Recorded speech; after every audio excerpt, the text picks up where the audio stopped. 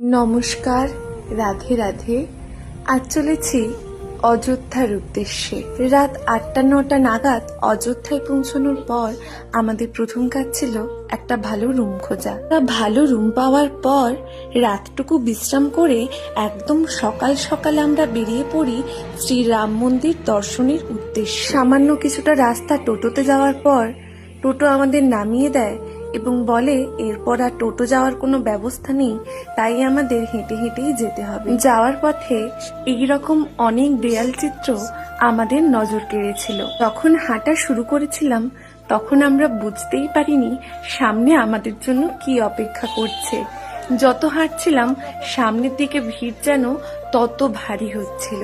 Main রোডে গিয়ে ওঠার পর আমাদের মনে হচ্ছিল আমরা যেন জনসমুদ্রের মধ্যে প্রবেশ করেছি। প্রায় 2-3 ঘন্টা হাঁটার পর আমরা শ্রী হনুমানগড়ির কাছাকাছি পৌঁছাই। সামনে ওই যে কমলা কালারের মন্দিরের চূড়াটা দেখছেন, ওটাই হলো শ্রী হনুমানগড়ি। এখানে কিন্তু একেবারে খাড়া ঢাল, আর ওঠার সময় মনে হচ্ছিল এই বুঝি পা স্লিপ খেয়ে পড়ে গেলাম। কিন্তু শ্রী হনুমানজির কৃপায় আমরা সুষ্ঠুভাবে শ্রী হনুমানজির দর্শন করতে পারি। হনুমানগড়ি মন্দিরের পুরোহিতরা কিছু কিছু ভক্তদের গলায় হনুমানজির পায়ে ঠেকানো মালা পরাচ্ছিলেন। আমিও মনে মনে আশা করেছিলাম এবং আমার সঙ্গেও একই ঘটনা ঘটে। এই দেখুন আমার গলায় যে মালাটা, এটা শ্রী হনুমানজির পায়ে ছোঁয়ানো মালা।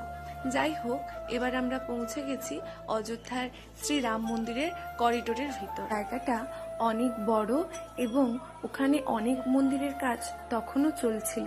আমরা ভিড়ের মধ্যে দিয়ে ধীরে ধীরে শ্রীরাম মন্দিরের দিকে এগিয়ে যাই। চারিদিকের দেয়ালে যে কারুকার্যগুলো করা ছিল সেগুলো বেশ নজর কাড়ার মতো, দারুণ দেখতে এক একটি চিত্র। এরপর আমরা প্রবেশ করছি শ্রীরাম মন্দিরে। দেখুন ভিড়টা কতটা ছিল, আমরা শুধু মানুষের ঠেলে ওপরের দিকে উঠে যাচ্ছি। মন্দিরের ভেতরের কারুকার্য ছিল অসম্ভব সুন্দর। আমি হয়তো আপনাদের ঠিক করে দেখাতে পারিনি, তার জন্য আমি ক্ষমা প্রার্থী। কারণ ওখানে এতটাই ভিড় ছিল এবং এতটাই ঠেলাঠেলি হচ্ছিল যে ফোনটা ঠিক করে ধরাটাও অসম্ভব ছিল। মন্দিরের ভেতর প্রচুর পরিমাণে পুলিশ মোতায়েন করা ছিল, যারা আমাদের একটা সেকেন্ডের জন্য এক জায়গায় দাঁড়াতে দিচ্ছিলেন না। আমি ভিডিওটা অনেকটা স্লো করে দিয়েছি যাতে আপনারা শ্রী রামলালার একটু হলেও দর্শন করতে পারেন। আপনারা যদি ঠিক করে দেখেন তাহলে অবশ্যই দর্শন করতে পারবেন।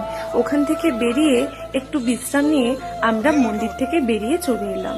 যেহেতু খালি পেটে মন্দিরে গিয়েছিলাম তাই প্রচন্ড খিদা পেয়ে গেছিল। মন্দির থেকে বেরিয়েই অযোধ্যার বিভিন্ন ফেমাস খাবার আমরা ট্রাই করেছিলাম।